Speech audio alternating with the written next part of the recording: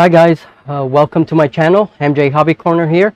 So today I have a bit of a impromptu project. It's something I wasn't planning, it's something that came up last night. I was talking to Julie about some of the games we'll be playing, and we were talking about one-page rules, Grim Dark, and she's like, well, you got all these baddies on your side, stuff that I've been sculpting for my alien hives, and nothing for Julie. So decided on a vehicle, a transport vehicle. It's going to be a hovercraft and something that could fit with the elves, with the high elves. So we were looking online for ideas and things, and of course Eldar vehicle came up, or whatever they're called right now. They used to be Eldar, there's something else now. But I mean, those are beautiful models, beautiful vehicles, and I thought, well, I don't really want to buy one. I mean, they're expensive models, so I'll build one. And so we agreed on that, and I said, it's not going to be exact. It's going to have my own flair, and my own kind of, little bit of my own design to it as well.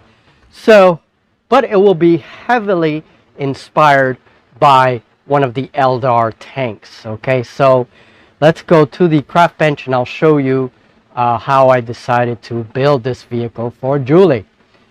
Because of course, if Julie wants a vehicle to destroy me with, she gets a vehicle. So I use foam because it's a material that I know how to work with, and I use recycle foam. The stuff that comes in meat packages, I wash them out, and that's what I use to make my models. Now, whenever I want a duplicate piece, I cut one piece, then I trace it on another piece of foam, and then I file them both down so they're of good size. This is another example of a piece that I will be duplicating, and this is going to go in the bottom of the ship. I have two plastic tubes that I use as engines, but I want to cover them up. And the foam that I'm using is pretty thick. I mean, if you can imagine these meat packaging foam, it's pretty thick. It's good stuff. So here is, you can see the engines. They're just plastic tubes.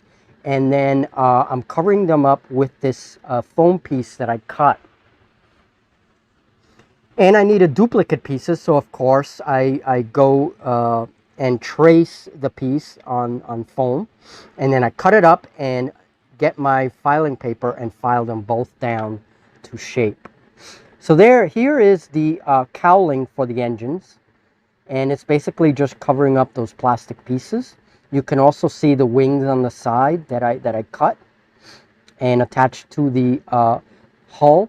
Now the hull took about 4 different pieces of foam, and here I'm just cutting an angular, making an angular cut so that it can, the piece can attach to the wing.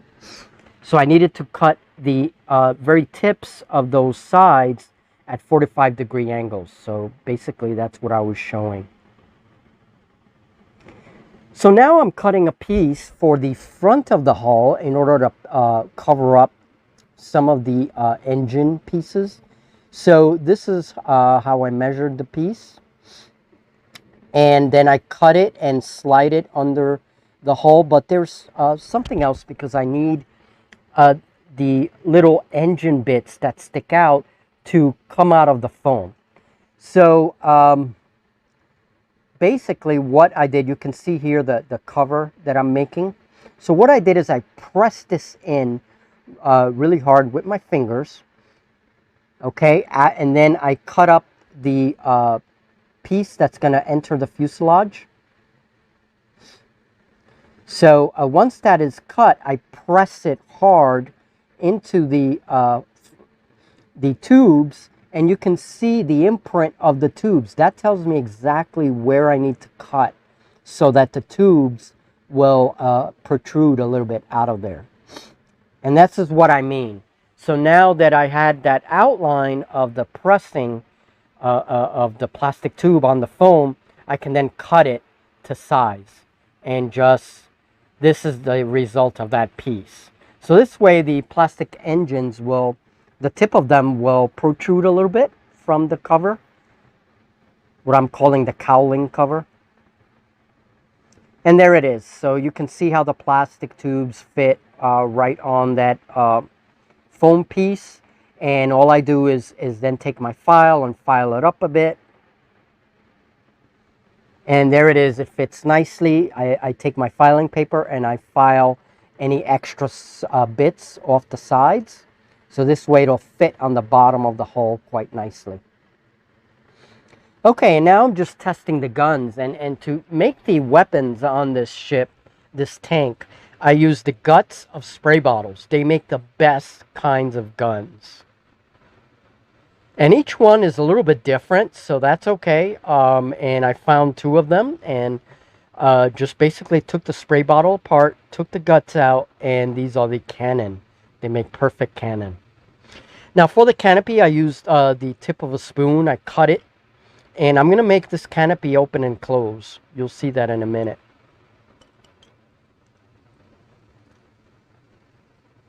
Okay, so I'm just kind of planning. I cut a hole into the fuselage so I can make a cockpit.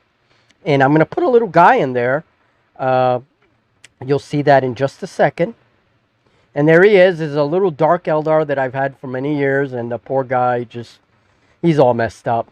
So I just took him off his bike, his speed bike. And it's perfect because both of his arms are out. And so I glued him in there, made a little bit of a canopy. Of a cockpit rather, and then just made sure that the canopy still fits over him, and it does. So here's the ship. You can see how the in middle of the hull is very angular. It's not really the round shape of an Eldar tank, but still it looks good. It's very angular. And here is the top portion of the vehicle, and I added some extra bits of foam. I also added some foam supports for the cannon. A couple more spoon heads for the wings to make those sort of roundish shapes along the wings. That gives it a lot of character, I think, and breaks up a lot of the angular bits. And I have to file this all the wings up to give it a little more like of an airfoil. And then on these spoons, I actually cut some foam bits and I score them up to look like air intakes. So this way they look like air intakes, and then I do that on both spoons, and I'm going to do that to the middle spoon on top as well. So that just gives it more character, and you can see the little pilot there as well. So for the back, I made a dorsal fin. I thought that this would add a little bit of character, and so I cut a piece of foam and then cut it on the bottom, make it concave so it could fit the spoon. And then I add a piece of barbecue stick right through it. This will give it a little more strength, and it would also become an anchor point. I drill a hole in the spoon with my Dremel, and then I attach the dorsal fin. And I cut some notches in it, you know, and give it a little bit of character. So here is the vehicle now, and it's starting to look more like a vehicle. The more things I add to it. And so I want to keep as many areas clear of plastic bits. Use as much foam on the surface as possible because I'm going to use my scoring technique to add the details on the hull. So so now it's close to the time to attach the canopy. And I also have to do something about the lettering on one of the wings, but that's okay.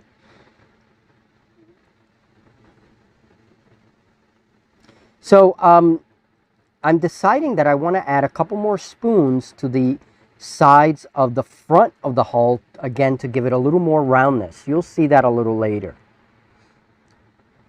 And then on the bottom of the ship, I'm preparing it for whatever flight stand I'm using. And that's what you see here. I put a barbecue stick right through the bottom, and there is a piece of spoon there that serves as an anchor point. So working on the dorsal end today, I'm just about ready for making the cockpit.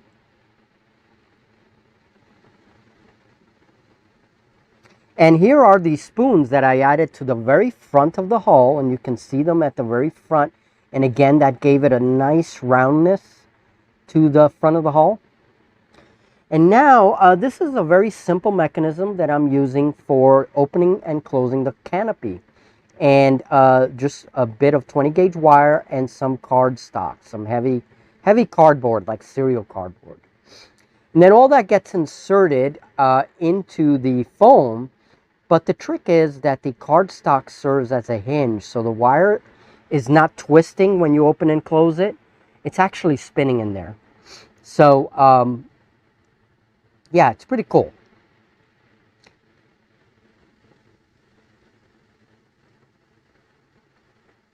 Okay, so now the canopy opens and closes, and that's what I wanted. So pretty much close to ending for today. And here's another view of the tank, and you can see those nice spoon heads right at the front of the hull there. And I really think it gave it a lot more character, so it's not so angular. And there's another view from the front, and it's really coming along. I really like the way it's coming along.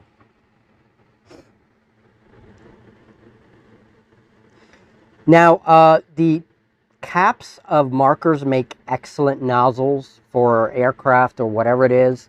And I happen to have two of them, and I use them for the engines, to complete the engines, and you can see them there. And I love the shape that they have. It's like a very nice, when you paint it up, it'll look very much like a nozzle. And here's the canopy opening and closing. Okay, and here is the vehicle. This is all the work that I'm going to be doing today, and it's a large transport hovercraft for the High Elves. This should satisfy Julie's Army requirements, and it's a big craft, and it is on a makeshift flight stand right now. But yeah, so there it is. I like the shape to it. It could also be a flyer. If this were a flyer, I would put the guns underneath the wing with some rocket pods, and you know, it could be a big flyer. But for now, this is a hover tank, and it's a large, very large transport vehicle. So I'm gonna have to add some hatches in there, and the next step is, well, I'm gonna get rid of this, but the next step is to score in all the details, and that's what makes this build a little bit different from my past builds. This is more using the same techniques that I use for my little starships, so except on a much larger scale.